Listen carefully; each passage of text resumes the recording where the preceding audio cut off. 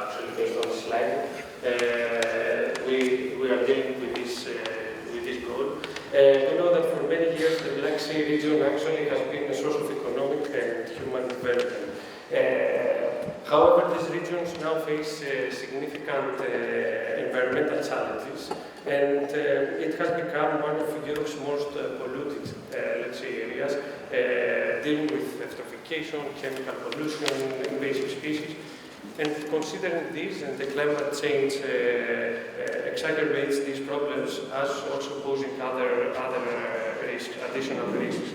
Actually, as Michaela mentioned, keep the slide open because we will need your interventions later on. We will try to have as many questions as possible depending on the time, but don't hesitate either to pose your questions or vote the questions that you can see there. We will, even if we don't have much time to go through all the questions, we will definitely take advantage of these questions and we will use them in the future and other events. So coming back to the panel, we understand that the main challenge is actually to ensure environmental protection and sustainability in the exploitation of coastal and marine ecosystems. We have heard already that we have different initiatives running across the region, and we know that Danube River is one of the main rivers coming from the Central Europe, actually, and in the Black Sea. We know that under the Mission Oceans and Water Initiative, we have a flagship project, the EcoDalli project. So I would like to come to Ms. Schlichenmaier and actually give us more information on how Mission Ocean and specifically EcoDalli is supporting to find solutions to restore the Black Sea water ecosystem.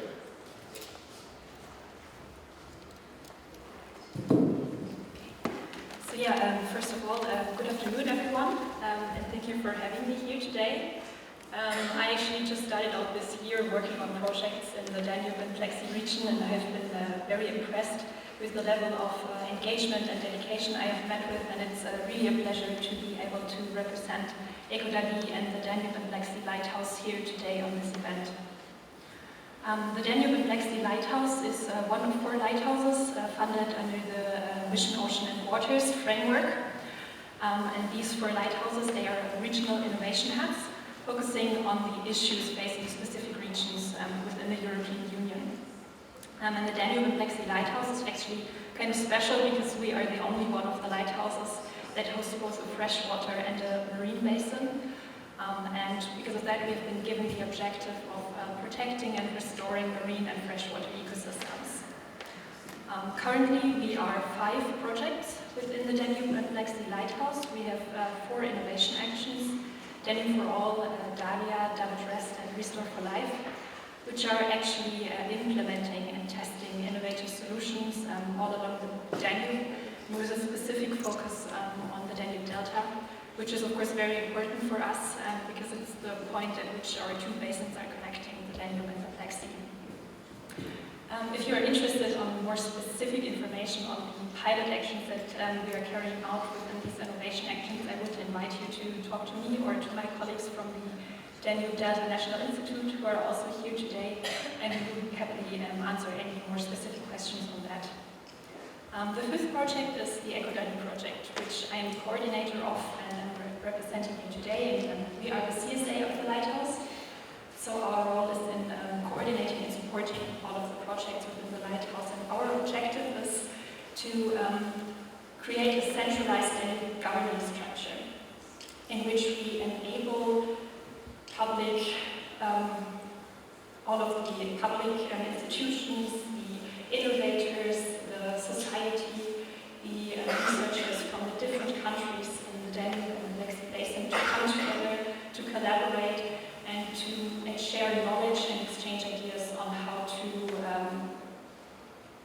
build towards the ecological transition of the Danube and the Black Sea, because we are convinced that only international cooperation can actually lead to the restoration of an international basin, such as the one that we are dealing with here. And this, of course, does not only apply to the Danube and Black Sea Lighthouse, but also to the whole of the mission, which is also why I want to quickly introduce the mission charter, which was created by the Mission Ocean and Waters as a centralized structure that collects all of the projects within all of the European Union that are working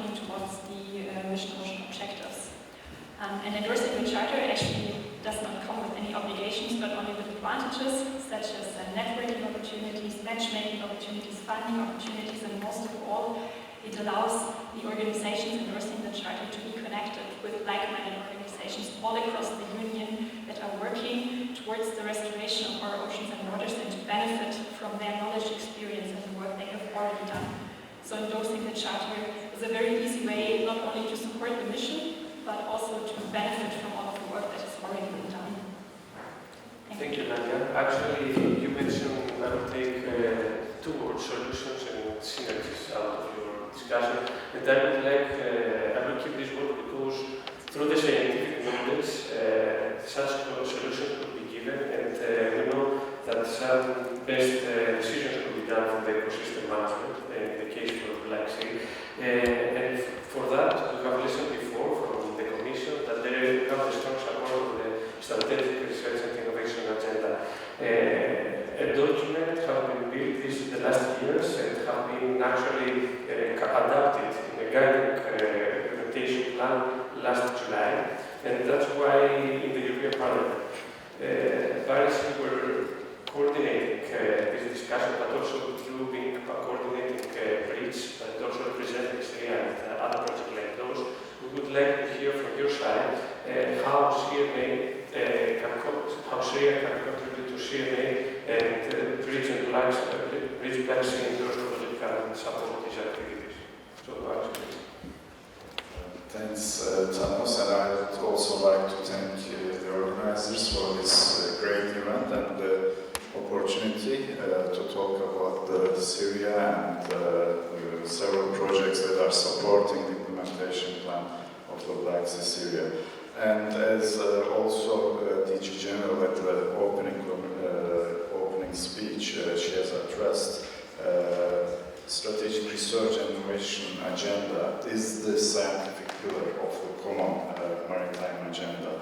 And this is very critical because we will have the operational network of funders meeting tomorrow, for example, where we will be discussing about the updated SRIA. And this SRIA has been updated with the contributions from the countries, so it's a live document. And I was really thrilled to see at the opening talks that almost all the speakers, they really touched some themes from the implementation plan.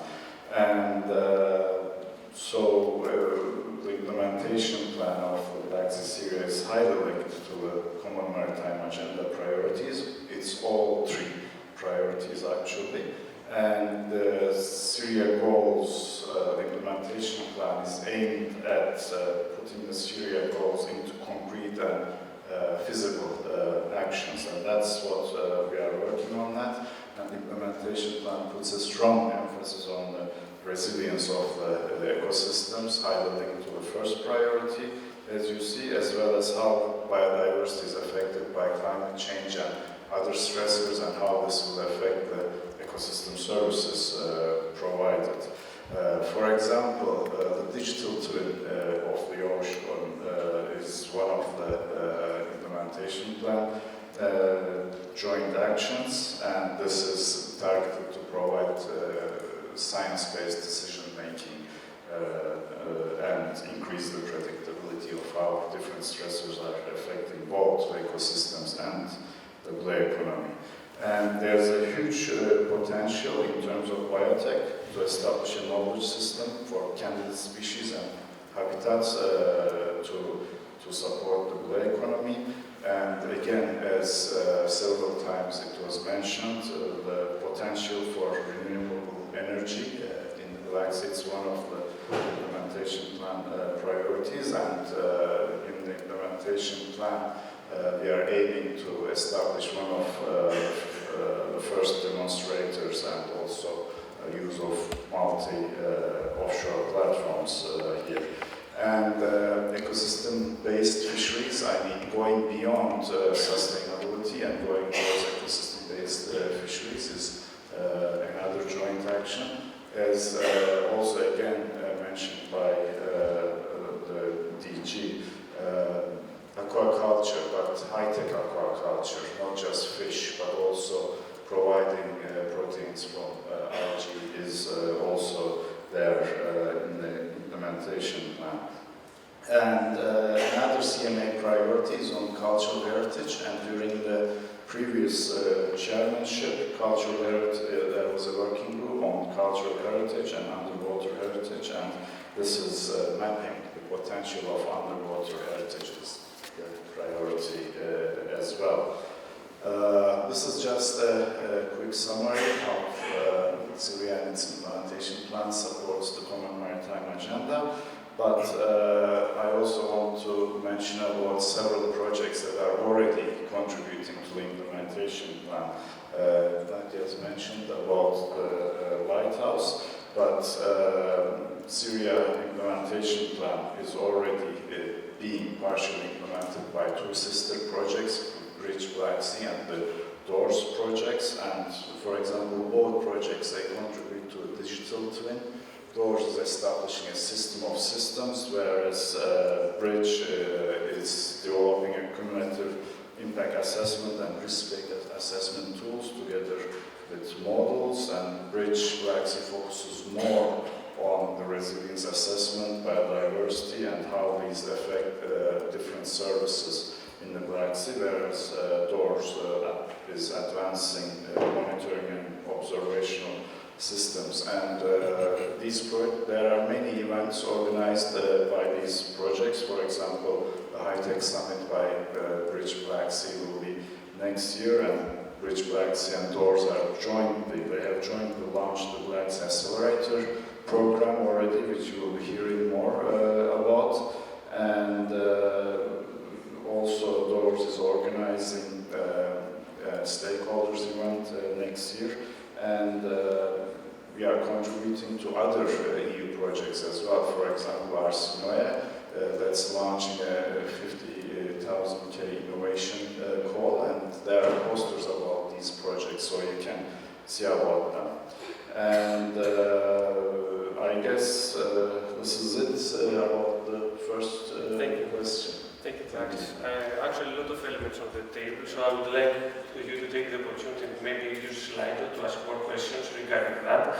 It's clear that scientific evidence actually is important to address also marine pollution. And one of the main priorities of the Common Maritime Agenda.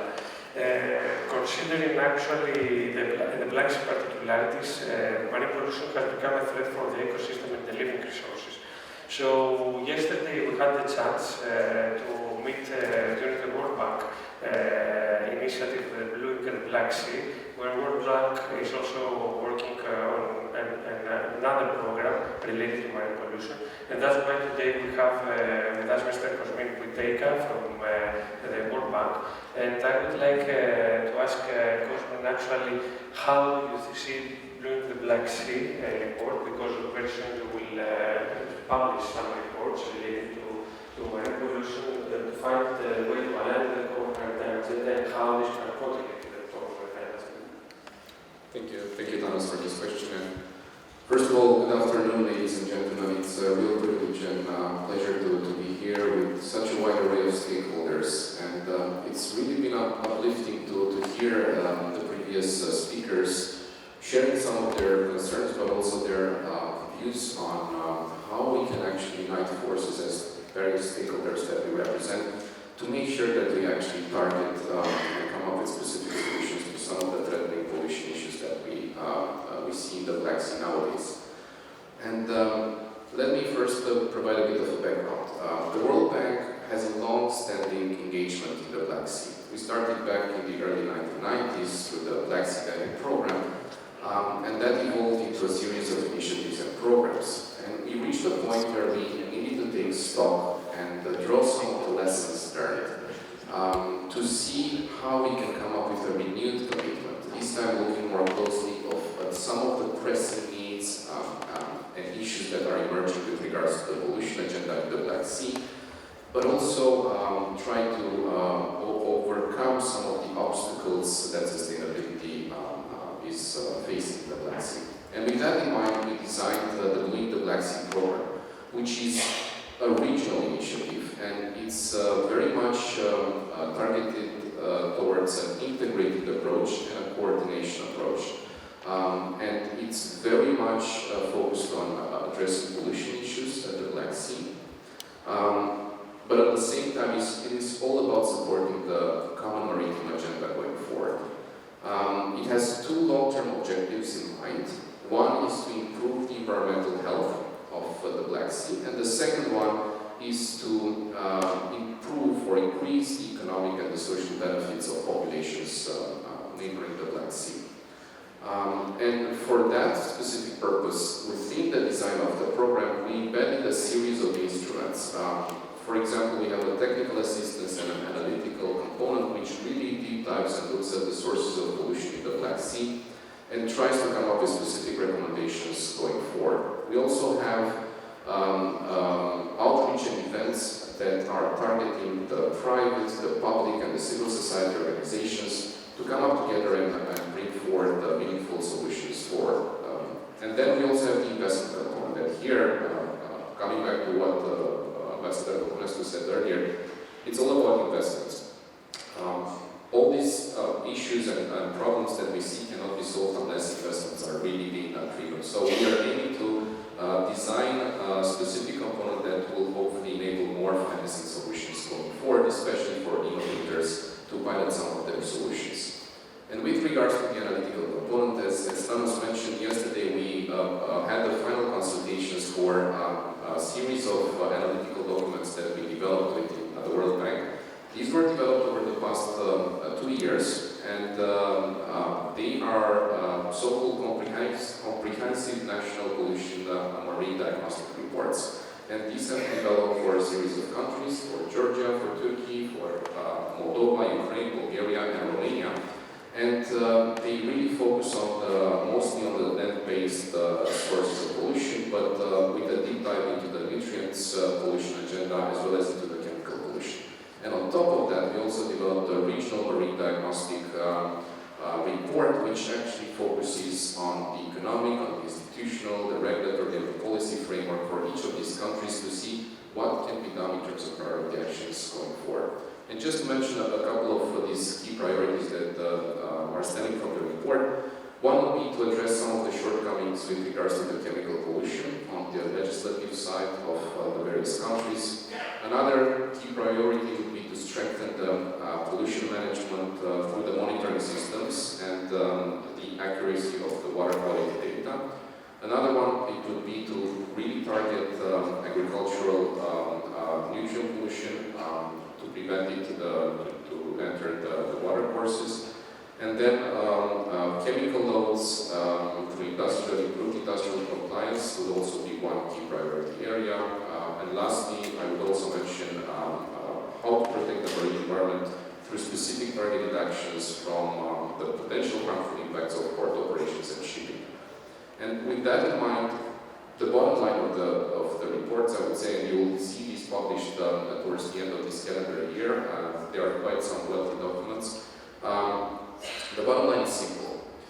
Without investing in infrastructure, without investing in technology, and without investing in innovation, the blue economy agendas of the various countries is at high risk of not being achieved. And these are actually meaningful ways going forward to really make sure that social, economic, and environmental dimensions are tackled through, for example, investments in wastewater treatments, in water resource management solutions, in sustainable agriculture and aquaculture, and last but not least, also these can provide real high social benefits for populations. And just to conclude, on top of these analytics, next year we will be launching the investments component, which is actually a global environmental facility supported component, which has been designed over the past few years, also with the strong support of BSAM during the consultations, part of the preparation. And we will have a designated component which will target innovators from all over the world, which could receive grants to finance some of their innovative solutions that can be piloted to address some of the emerging or pressing needs on the pollution aspects in hotspot designated areas with the Black Sea basin. And more of that you can hear or see through our poster session outside during these 2 days. And I'm really looking forward to engage also together with my colleagues Elvina and Siva, who are representing the bank over these 2 days. And I can talk more about that. Thank you, Cosmin. Actually, it's really fundamental to check the land-sea interactions, especially if we want to combine combat marine pollution, because this is fundamental actually for the marine living resources. Actually, this we have fisheries and aquaculture represent a priority for the Common Maritime Agenda, and it's an opportunity for the coastal communities. That's actually the reason that through the Black Sea Assistance Mechanism we are supporting the technical group of aquaculture that will kick off tomorrow. And that's why we would like to have with us actually Konstantin from the General Fisheries Commission for Mediterranean, which of course is covering the Black Sea region and is guiding the sustainable exploitation of the resources. So I would like to hear from you, Konstantin, actually how GFCM can support the fishery in the area. Thank you. Thank you, Thanos. You hear me? Yeah. Thanks for having me here and for giving me this opportunity to speak about the role and the activities of the General Fisheries Commission for the Mediterranean and the Black Sea. I would like just to say that I'm very glad because I see here in the hall a lot of friends and partners that we are working with, and it's really good that we can continue our communication always in this format. So, in my reaction to your question, I would like to focus first on the tools that we have at our disposal and the instrument together with the mechanism behind the adoption of the decisions, and of course I will refer to the objective of the General Fisheries Commission Agreement. Indeed, aquaculture and fisheries is an essential pillar of blue economy, and having productive and resilient marine and coastal ecosystem guarantees its sustainability, which namely is the core objective of the GFCM agreement. This is to ensure and the sustainable exploitation of the fish stocks, sustainability of fisheries, and of course the innovative and competitive aquaculture development. When I speak about sustainability, it's good at that moment to emphasize that we do not focus only on the environmental part, but we are seeking the balance between the environmental, social, and the economic dimension of fisheries.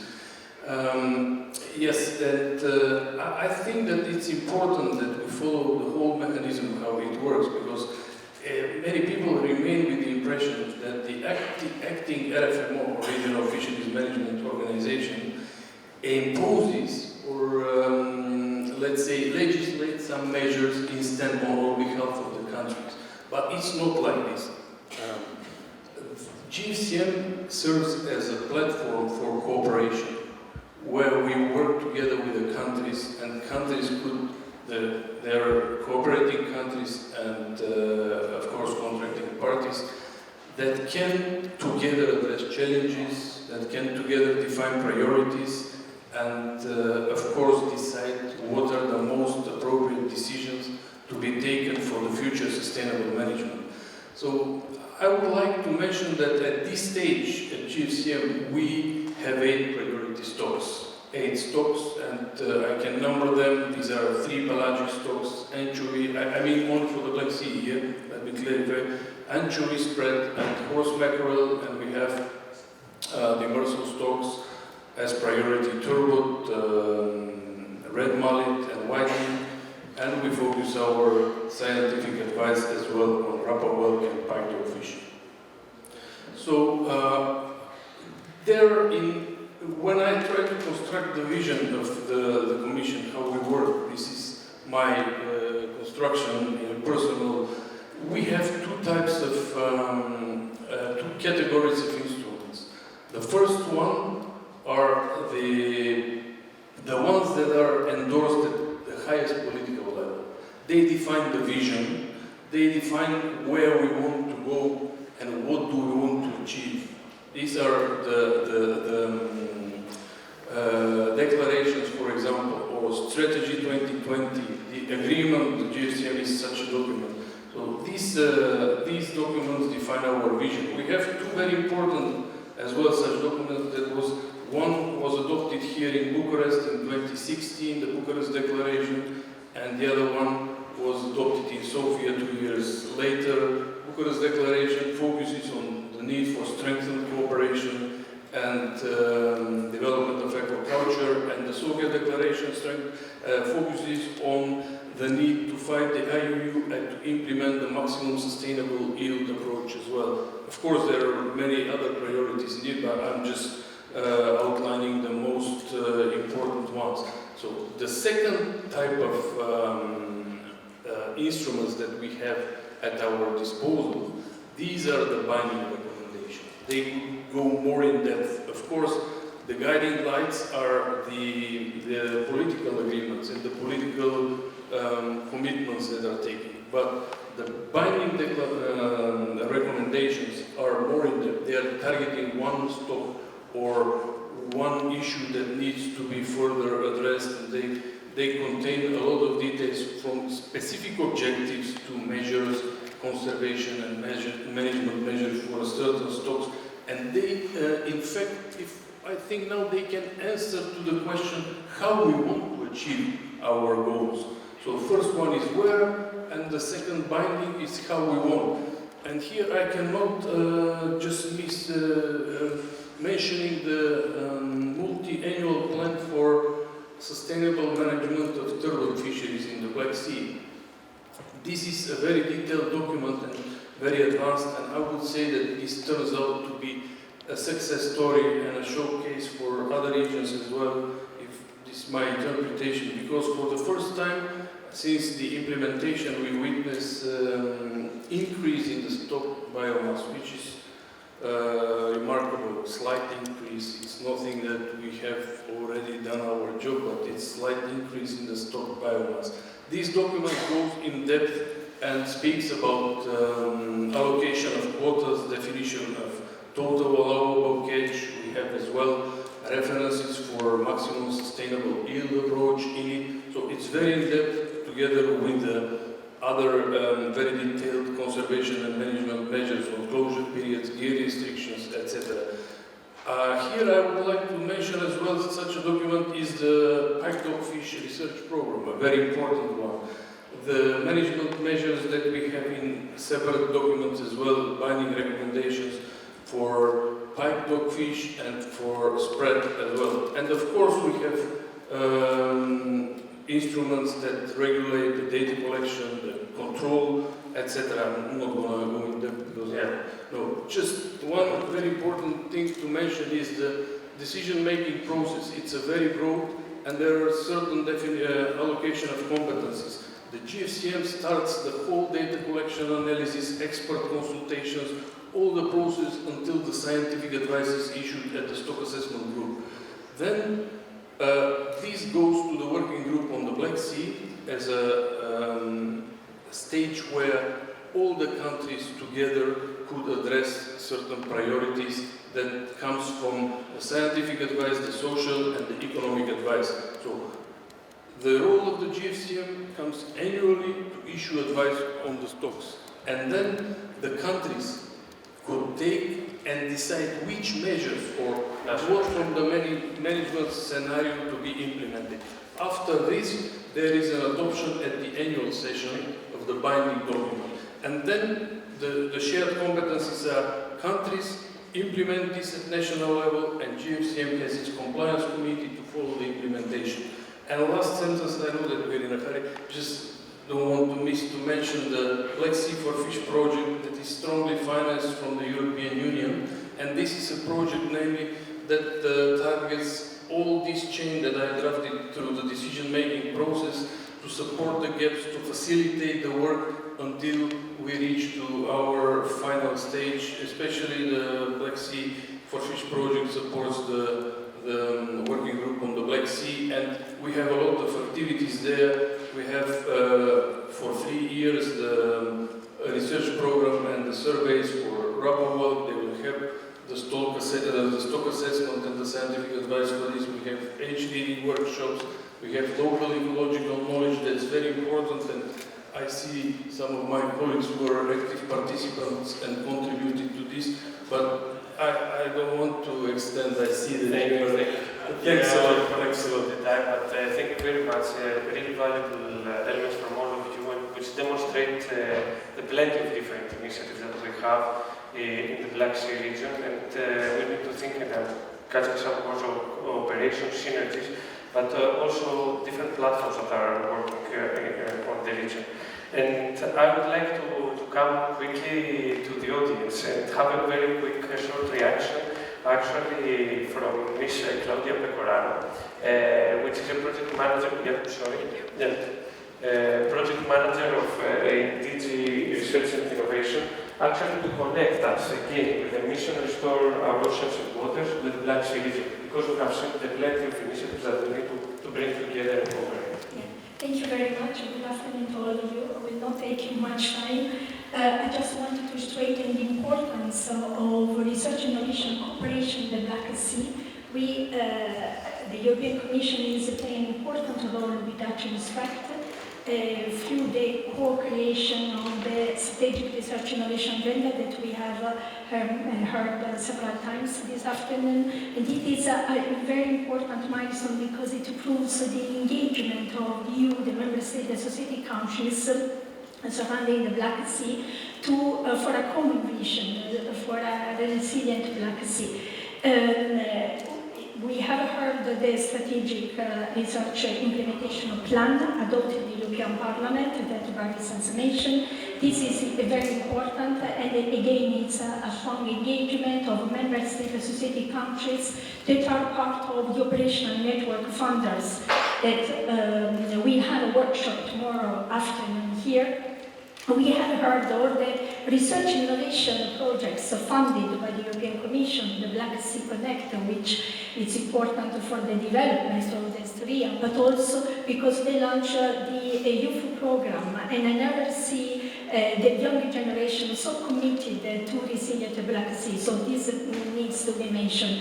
We have also funded the DOORS project for the development of platform system, the bridge, which is important for the development and test of tools to predict the impact that multi-stressors cause on the ecosystem. We are talking about a healthy ecosystem. And we have other projects, for instance, EmpowerSUS, that has developed coastal labs in different regions, 6 regions. One of those are the Black Sea, so it's important. And it has been also mentioned the 2 important initiatives, the Blue Economy Sustainable Partnership. We have heard talking about the importance of the blue economy, without which, as the Deputy Director General said, we cannot succeed. And the European Commission has created this partnership together with Member States, and early of next year there will be Black Sea project starting, so it's very important. And the last point is the mission restore ocean waters that Nadja has mentioned. This is an ambition initiative with 3 main objectives. One is to protect and restore freshwater ecosystem. The second one is to prevent and eliminate pollution. We have heard about this big challenge. And the third one is to make the blue economy carbon neutral. So this specific objective, they have ambitious targets in line with the European Green Deal. We have funded not only the EcoDalli coordinate support action to implement the mission, but also innovative actions project, which are extremely important for the Black Sea because they will have cascading grants where also Black Sea countries can participate. So as you could see, research and innovation cooperation is key. And we need to keep on with these joint forces to cooperate together for a Black Sea resilient and healthy. Thank you. Thank you very much. Very important to listen again the cooperation and synergies. I would like quickly to ask to check if the very quickly add on to this one. No. Can you hear me now? No. Yes, okay. Just very quickly adding on to what Claudia has just said about the cascading funds that are also coming out of the innovation actions within the Danube Lighthouse, but indeed I think also out of all of the other lighthouses. All of these innovation actions will be launching so-called calls for associated regions.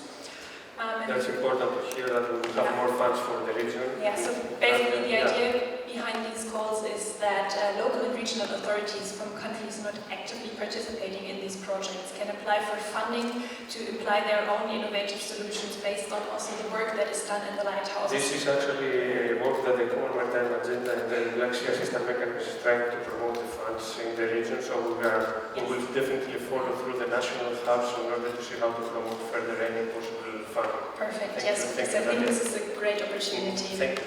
I would like to see if there is any question, actually, after so many elements on the table.